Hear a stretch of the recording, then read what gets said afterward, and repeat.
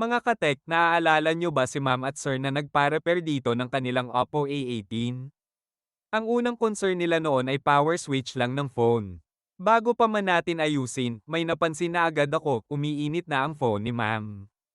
Kaya hinawakan at sinuri ko muna ng maigi bago ko inayos.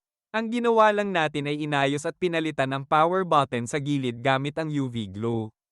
Malinaw po, wala tayong ginalaw sa motherboard at wala rin sa mga flex. Maingat ang bawat galaw dahil alam natin kung gaano kasensitibo ang loob ng cellphone. Pero makalipas ang ilang araw, bumalik si ma'am. Ang sabi niya, hindi na raw gumagana ang phone. Kaya agad natin itong chinek. Habang ini-inspect ko ang unit, napansin ko na nagcha-charge lang ang phone pero hindi na ito gumagana. Doon na tayo nagtaka. Mas lalo pa nating sinuri ang board gamit ang tamang diagnostic tools. At doon natin nalaman ang totoong problema, power IC na pala ang sira ng phone. Pero may isa pa akong napansin. Napapalitan na pala ang Class A LCD ng unit. Kaya ipinaliwanag ko kay ma'am at sir ang buong proseso. At kitang-kita rin sa video na ang ginawa lang natin ay sa power button, hindi natin ginalaw ang motherboard o ibang flex. Mga katek, tandaan natin ito.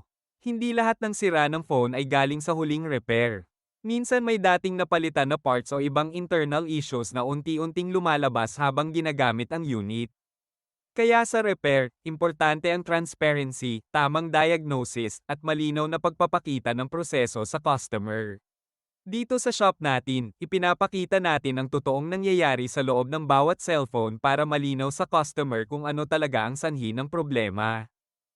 Bakit kapag Class A na LCD ang naikabit sa phone, bigla na lang namamatay ang unit at ang tinatamaan pa ay ang power IC? Ganito kasi yan. Hindi lahat ng Class A LCD ay may tamang power regulation na kailangan ng motherboard.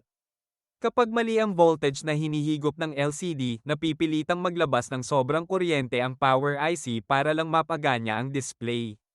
Sa simula, parang okay lang. May display, nagagamit ang phone, walang problema. Pero habang tumatagal, unti-unting umiinit ang power IC. Hanggang sa dumating ang punto na mag-overload ito. At kapag tuluyan na itong nasira, doon na magsisimula ang mga problema. Biglang namamatay ang phone. Hindi na nagbobot. Minsan deadbot na ang ending. Pero alam nyo ba na magkakaiba ang epekto ng LCD depende sa klase ng display na kinakabit sa phone? Una, Class A LCD. Ito ang kadalasang mas murang replacement. Pero mapapansin ninyo, umiinit sa bandang baba ng flex. Minsan hindi agad halata, pero habang ginagamit ang phone, nagkakaroon ng abnormal na power draw. Kapag tuloy-tuloy ang ganitong load, posibleng tamaan ng power IC hanggang sa mag-off o mag-deadboot ang unit. Pangalawa, AMOLED. Sa AMOLED display, mas efficient ang power consumption at mas stable ang voltage requirement. Dahil bawat pixel ay may sariling ilaw, mas kontrolado ang paggamit ng kuryente, kaya hindi gaanong pinapahirapan ang power IC. Pangatlo, original LCD. Ito ang pinaka-recommended. Dahil eksaktong tugma ang power requirement, signal, at control sa motherboard ng phone. Ibig sabihin, balanced ang voltage at current, kaya hindi umiinit ang flex at mas ligtas ang power IC. Kaya mga katek at shop owners, tandaan ninyo ito. Hindi lang sa galing ng pagkakabit nagkakatalo. Nasa kalidad din ng pyesa na ginagamit natin.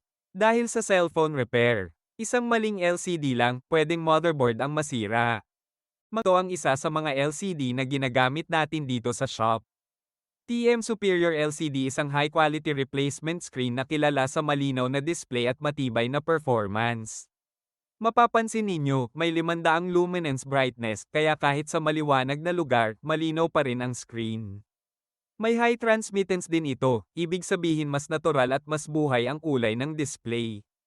Pero bilang technician, hindi lang sa linaw ng screen tayo tumitingin. Mahalaga rin ang stable na power consumption. Dahil kapag hindi maayos ang quality ng LCD, pwedeng magdulot ito ng problema sa motherboard tulad ng power issues o biglang namamatay ang phone. Kaya bago natin ikabit, lagi nating time test muna ang LCD para siguradong maayos ang display, touch, at compatibility sa unit ng customer. Dito sa shop, hindi lang basta kabit ang ginagawa natin. Siguradong kalidad, maingat na trabaho, at tamang proseso ng repair. Dahil para sa atin mga katek, ang tunay na magandang repair hindi lang gumagana kundi tumatagal.